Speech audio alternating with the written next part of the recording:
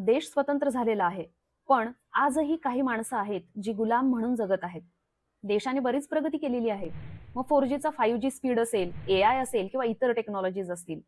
पण आपल्या याच स्वतंत्र देशामध्ये एक भाग असाही आहे, ज्यांची सरकार दरबारी कुठली नोंदही नाही. सर्व मानवी मूलभूत अधिकारांपासून, सुखसोयींपासून ते वंचित आहेत.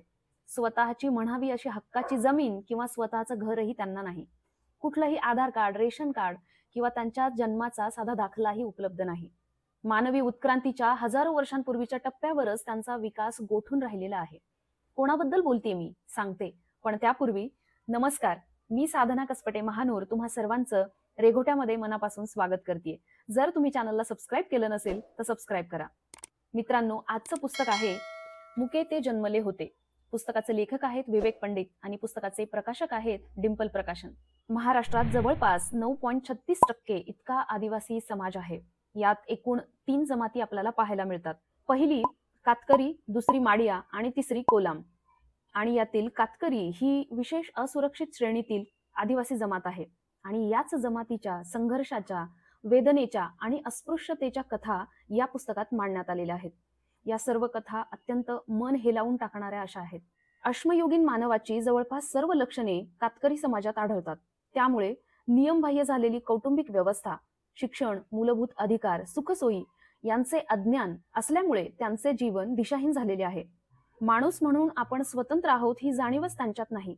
वीटभट्टीवर अगदी क्षुल्लक रकमेच्या बदल्यामध्ये मजूर म्हणून त्यांना कामासाठी ठेवलं जातं, पण गुलाम म्हणून त्यांचा वापर केला जातो.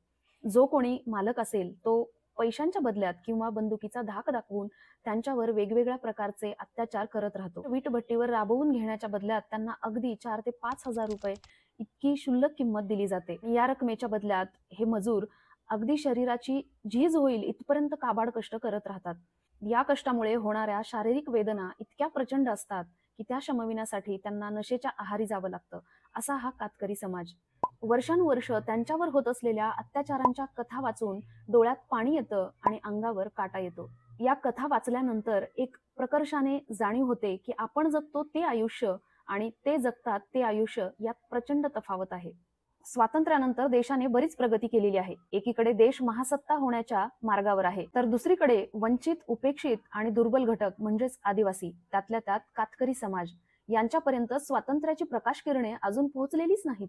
गुलामीच्या अंधारात जगणाऱ्यांच्या व्यथा प्रकाश झोतात आणण्याचं काम या पुस्तकाच्या माध्यमातून लेखकाने केलेलं आहे.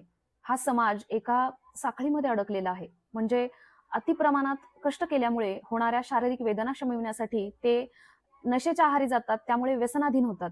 आदिम मानवी संस्कृती असल्यामुळे ते भविष्याचा विचार करू शकत नाहीत. शिक्षणापासून वंचित असल्यामुळे स्वतःच्या मूलभूत अधिकारांचं त्यांना कुठलंही ज्ञान नाही. कायम कर्जबाजारीपणा, त्यामुळे ते कर्ज फेडण्यासाठी मुकाट गुलामांचे जीवन जगत राहतात, गुलाम म्हणून काम करत राहतात. सर्व तऱ्हेच्या शोषणाला ते बळी पडतात. दारिद्र्य, भूक, निरक्षरता आणि सरकार दरबारी आपले अस्तित्वच नसणे यामुळे आयुष्याशी लढायला त्यांच्या हातात काही उरतच नाही. या समाजाला जर स्वतःचा विचार करता आला असता तर त्यांना आदिवासी विभाग विकासाची किंवा शासनाची गरज पडली असती का, असा खोचक सवाल लेखक या पुस्तकाच्या माध्यमातून विचारतात. पण हे राज्य कल्याणकारी आहे, त्यामुळे रांगेच्या शेवटी नाही तर रांगेच्या बाहेर दूर कुठेतरी उभ्या असलेल्या या समाजाची जबाबदारी ही आपली आहे आणि या जबाबदारीची जाणीव करून देण्याचं काम लेखकाने या पुस्तकाच्या माध्यमातून केलेलं आहे. या पुस्तकामागचा हेतू हाच आहे की या समाजाच्या व्यथा पूर्ण जगासमोर याव्यात, शासनासमोर याव्यात आणि त्यांच्या त्या व्यथा सोडवण्यासाठी कुणीतरी ठोस पाऊल उचलावं. या समाजाच्या कल्याणासाठी लेखकाने काही शिफारसी या पुस्तकाच्या माध्यमातून मांडण्याचं काम केलेलं आहे.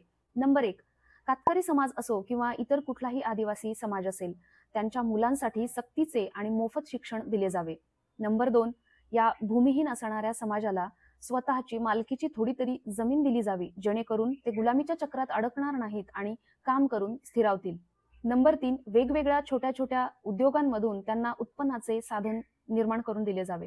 नंबर 4, आदिवासी समाजासाठी खास आणि विशेष अशा योजना राबवल्या जाव्यात. 5, योजनांची गृहीतके बदलण्यासाठी डीबीटी सारख्या योजनांमधील लूप आणि होल्स शोधून त्यावर काम करण्यात यावे. नंबर 6, जबाबदारीची निश्चिती घेण्यात यावी. या सर्व गोष्टींवर काम केलं तर कातकरी समाजाला प्रवाहात आणलं जाऊ शकतं, असा विश्वास लेखकाने या पुस्तकाच्या माध्यमातून व्यक्त केलेला आहे.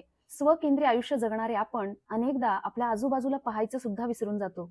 आणि कदाचित म्हणूनच आपण समाजाचं काहीतरी देणं लागतो हे सुद्धा आपण विसरलेलो आहोत. कदाचित म्हणूनच या स्वतंत्र देशात आपल्याच समाजातील एक घटक आजही आदिम मानवाचं आयुष्य जगतोय याची आपल्याला कसलीच कल्पना नाही. म्हणूनच आपण सर्वांनी हे पुस्तक आवर्जून वाचायला हवं. सत्याची आणि वास्तवाची प्रकर्षाने जाणीव करून देणारं हे पुस्तक आहे. स्क्रोल करता करता झोपलेल्या समाजाला जाग करण्याचं काम हे पुस्तक करतं. मुके ते जन्मले होते या पुस्तकाच्या माध्यमातून लेखकाने स्वातंत्र्यानंतरही गुलामीचं आयुष्य जगणाऱ्या समाजाची मूक व्यथा मांडून व्यवस्थेच्या डोळ्यात झणझणीत अंजनच घातलेलं आहे. आजच्या या पुस्तकाच्या निमित्ताने या व्हिडिओच्या माध्यमातून सर्वांना एकच विनंती आहे की आवर्जून हे पुस्तक वाचा. कारण आपल्याच समाजातील एक हा जो घटक आहे किंवा आदिवासी ज्या जमाती आहेत त्यांना आपल्या सर्वांची प्रचंड गरज आहे.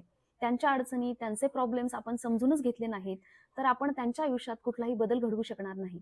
आपण सर्वांनी त्यांच्या व्यथा जाणून घ्यायला हव्यात आणि त्यांच्या आयुष्यात बदल घडवण्यासाठी एक तरी छोटंसं पाऊल आपण उचलायलाच हवं. तर हे होतं आजचं अतिशय ऑफ बीट प्रचंड वेगळं पुस्तक. जी पुस्तकं गाजलेली आहेत किंवा ज्यातून आपल्याला काहीतरी शिकायला मिळतं, आपला वैयक्तिक ग्रोथ होते, अशी पुस्तकं तर सगळेच जण वाचतात आणि सगळेच रिकमेंड करतात. पण आपल्या समाजाचा एक घटक ज्याला आपल्या मदतीची गरज आहे अशा समाजाची व्यथा सर्वांसमोर आणणं ही तितकंच गरजेचं आहे असं मला वाटतं. म्हणून हे अतिशय वेगळ्या पठडीतलं ऑफ बीट असं हे पुस्तक आज खास तुमच्यासाठी घेऊन आले. आशा आहे तुम्हाला या पुस्तकाचा रिव्ह्यू आणि हे पुस्तक आवडलं असेल तर चॅनलला सबस्क्राईब करा आणि ज्यांना हे पुस्तक खरेदी करायचं आहे त्यांच्यासाठी डिस्क्रिप्शनमध्ये मी पुस्तकाची लिंक दिलेली आहे, तिथून तुम्ही हे पुस्तक खरेदी करू शकता. चॅनलला सबस्क्राईब करा, व्हिडिओला लाईक, कमेंट, शेअर करा. भेटूया लवकरच. तोपर्यंत धन्यवाद.